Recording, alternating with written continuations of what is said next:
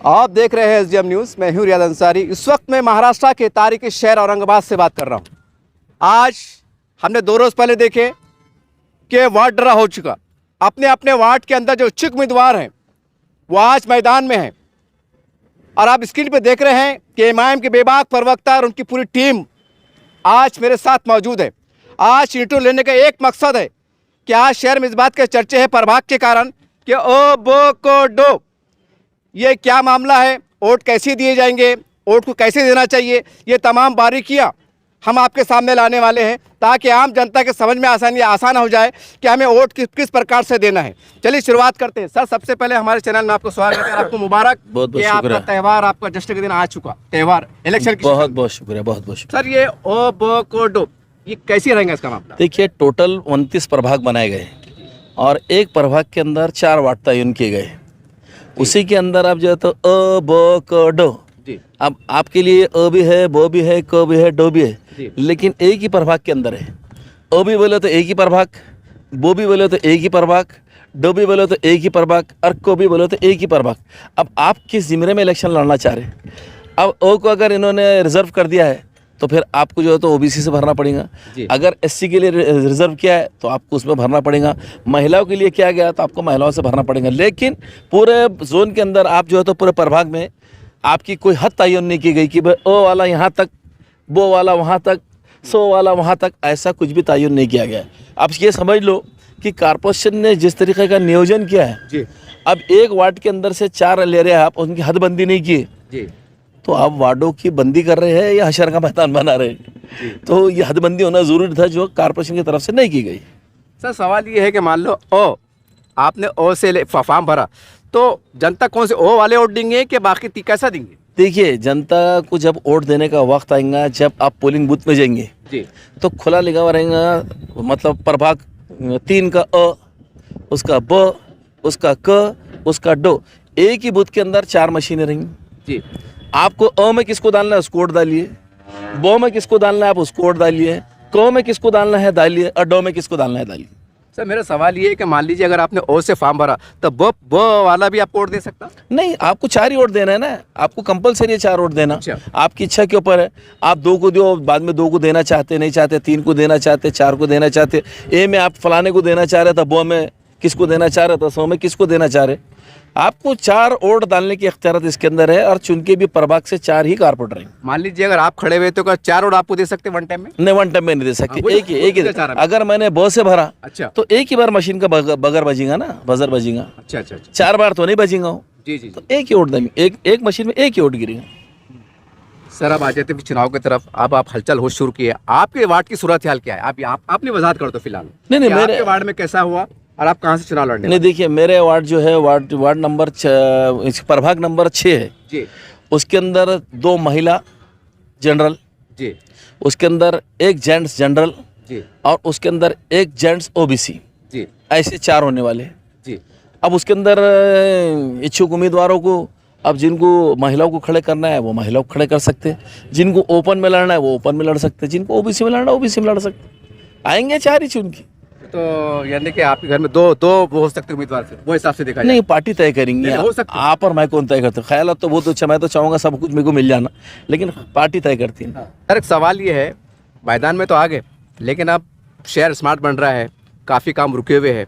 आने वाले वक्तों में आपकी रणनीति क्या रहेंगी? कुछ भूली यादें, कुछ पुराने विकास की यादें, कुछ बातें? देखिए, ये जो कॉरपोरेशन का इलेक्शन होने जा रहा है जी, ख़ास तौर से मैं शहर की जनता को, शहर की अवाम को मैं ये आगाह कर देना चाह रहा हूँ जी कि जो शख्स के अंदर दिलचस्पी है वार्ड के अंदर तरक्की के काम करने की, ऐसे उम्मीदवारों को टिकट भी दिया जाएगा एमआईएम की तरफ से जी, और ऐसे ही लोगों को वोट भी मिलना चाहिए।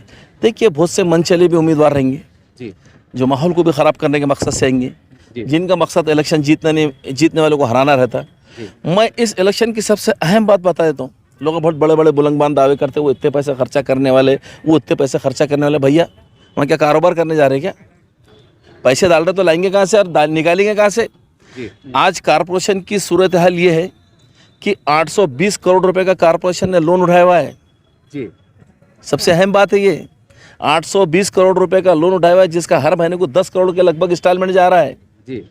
अभी कॉरपोरेशन के पास बजट कहाँ से बचेगा? काम कैसे निकाल के लेंगे? काम कैसे करेंगे? ज़मीन पे काम को कैसा उतारा जाएगा?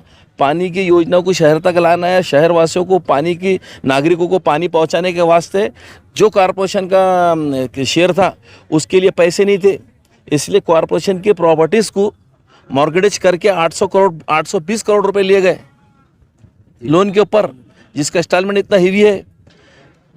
मेरे भाइयों, कान खोल के सुन लो, किसी गलत फहमी में मत रहो कि कारपोरेशन में गए तो कुछ सोने की खदानें फोड़ा मारो और पैसे हाथ में आते। कारपोरेशन की हालत खुद इस वक्त बहुत नागज़ीर हालत से गुजर रहे। जो कॉन्ट्रैक्टर वहाँ काम करते हैं उनसे पूछो बेचारा से, उनके कई दिनों तक, कई सालों तक बिल नहीं मिल रहे उनके। तो कामों को निकाल के ज़मीन पे उतारना इतनी आसान बात नहीं है। और सबसे अहम बात मैं कहूँगा कि लोगों ने ऐसे मंचोलों को और जो माहौल को ख़राब करते हैं इनको संजीदगी से बिल्कुल नहीं लेना। संजीदा उम्मीदवार ही जिसके अंदर दिलचस्पी है वो वार्ड की और शहर की तरक्की कर सकता।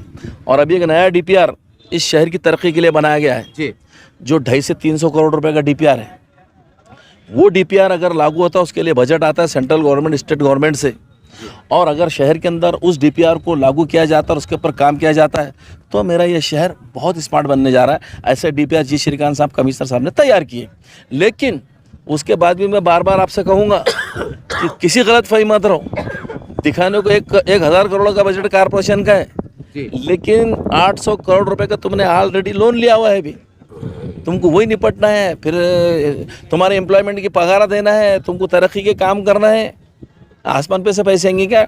टैक्सेस तो जो हम टैक्स भरते हैं उसमें काम होना है जी। तो फंड क्रिएट कहाँ से किया जाएगा?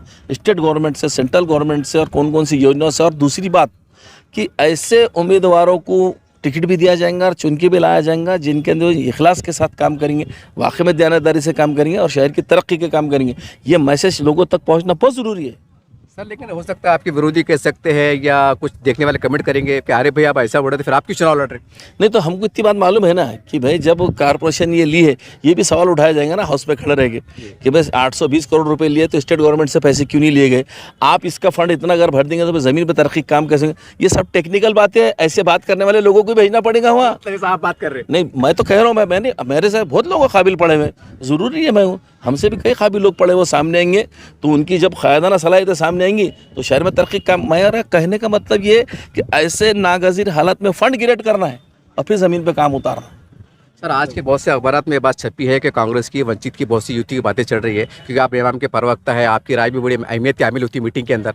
तो अभी भी कुछ आखिरी लम्हात बचे हैं, क्या गठबंधन का कुछ इशारे मिल रहे हैं, कोशिश चल रही है? देखिए, अगर वाकई में ये जो लोग अपने आप को सेकुलर बताते हैं, चाहे वंचित वाले रहो, कांग्रेस वाले रहो, ये सिर्फ ढंढोरा तो बहुत पीटते, तो फिर क्या वजह है भाई इनको रोकने के? तुम उपाय नहीं कर रहे, पिटते चल जा रहे। हर इलेक्शन के अंदर तुम्हारी डिपॉजिट जब्त हो जा रही, तुमको लोग वोट नहीं दे रहे। अगर वाकई में कम्युनल फोर्सेस को, बीजेपी जैसी फ़िरका परस्त पार्टियों को अगर रोकना है तो दलित, मुस्लिम, ओबीसी का इनका इत्तेहाद बहुत ज़रूरी है, बहुत ज़रूरी है। कि तो देखो, अगर तुमको कम्युनल फोर्सेस को रोकना है तो इत्तेहाद करना बहुत ज़रूरी है। और ये लोग कुछ ना कुछ बहाने निकाल के इत्तेहाद ही नहीं करना चाहते, यानी कि इसका मतलब सीधा मदद उनकी कर देते। सर, सवाल ये जरा हाई लेवल का है, लेकिन फिर आपका प्रवक्ता है, आप बराह रास्त से वंचित बहुजन आघाड़ी के कुछ जिम्मेदारों से कुछ अपील करना चाहेंगे क्योंकि आप प्रवक्ता भी? नहीं, हम बार बार उनको ये कह रहे कि असेंबली के अंदर जो पहली बार जब पार्लियामेंट में हमारा अलायंस हुआ था जी, तो ये कि इस शहर के अंदर से हमने मेंबर ऑफ पार्लियामेंट की सीट जीती जी। उसी के साथ साथ अगर ये हमारा इत्तेहाद कायम रहता, ये गठबंधन कायम रहता, तो कई दलित भाई हमारे आमदार बन सकते थे, कई मुस्लिम और आमदार बनते थे। लेकिन पता नहीं कि उनके नेताओं के सोच किधर जाती है, ऐसे लोगों से इत्तेहाद करने चल जाते कि खुद भी जीत के नहीं आते और बीजेपी को मदद हो जाती। तो हमको जो आइडियोलॉजी हमारी फेल हो चुकी है, जो कम्युनल फोर्सेस को ताकत दे रही है, हमको हमारी इन चालों को बदलना पड़ेगा, इन पॉलिसीज़ को बदलना पड़ेगा। सर, आप क्या कहेंगे? आप भी नवाबपुरे के माजी नगर सेवक हैं और चुनाव की हलचल शुरू हो चुकी है मैदान में, तो अब आप भी आगे हैं, कुछ अपने वार्ड के हद तक बताइए। वार्ड की आपकी सूरत हाल क्या है, किस तरह से वार्ड बना और आपकी रणनीति क्या है?